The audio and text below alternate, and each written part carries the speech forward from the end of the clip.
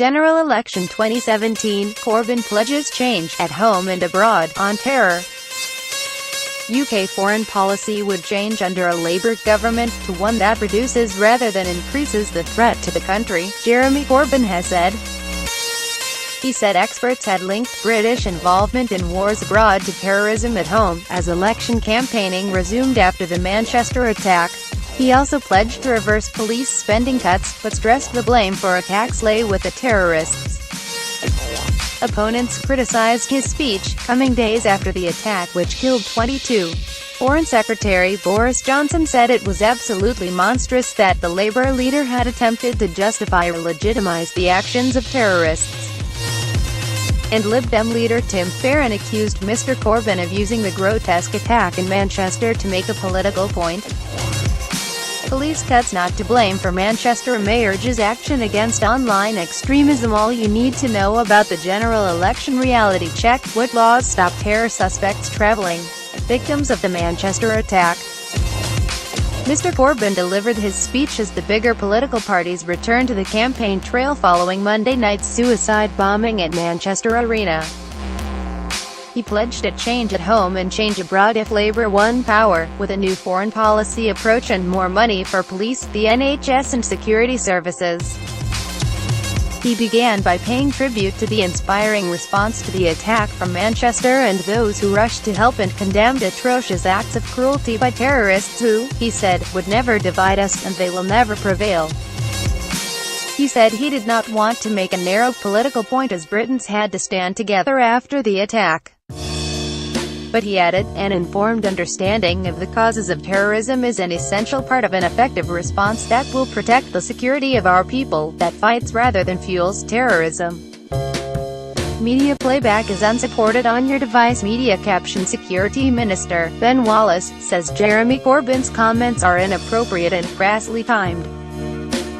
He said that many experts, including professionals in our intelligence and security services, have pointed out the connections between wars that we have been involved in, or supported, or fought, in other countries, and terrorism here at home.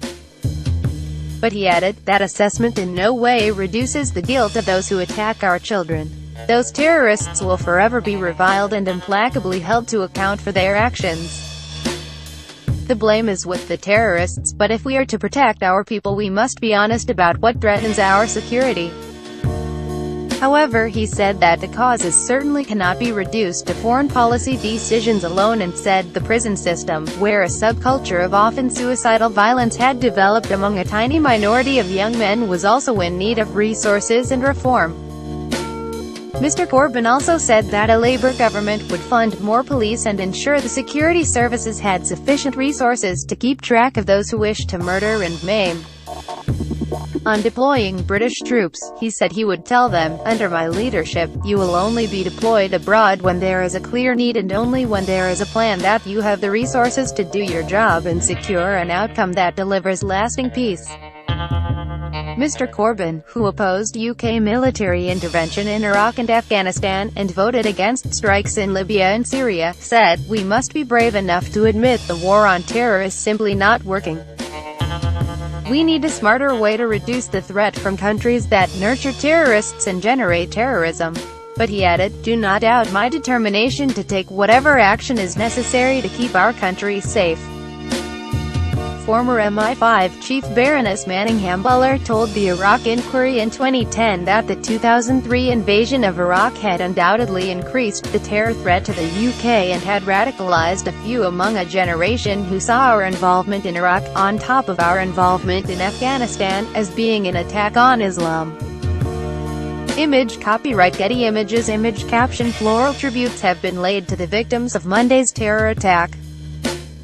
Speaking in London at a press conference with U.S. Secretary of State Rex Tillerson, Mr. Johnson said, now is not the time to do anything to subtract from the fundamental responsibility of those individuals, that individual in particular, who committed this atrocity. And I think it is absolutely monstrous that anybody should seek to do so. I have to say I find it absolutely extraordinary and inexplicable in this week of all weeks that there should be any attempt to justify or to legitimate the actions of terrorists in this way.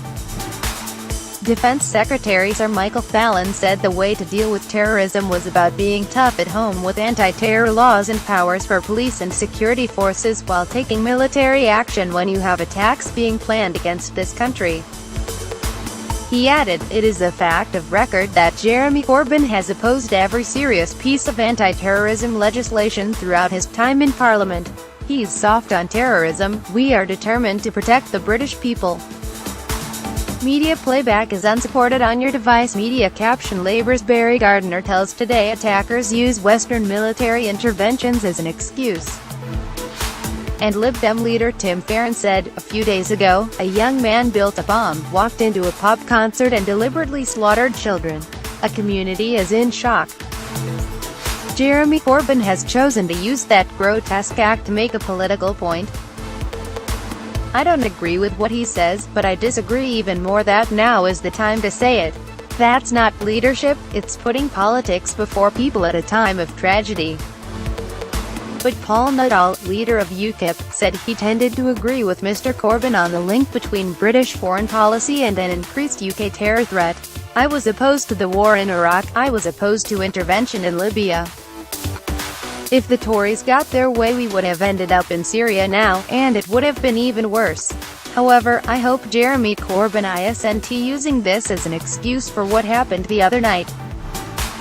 This was an Islamist terror attack and I just hope there isn't more around the corner." Get news from the BBC in your inbox, each weekday morning.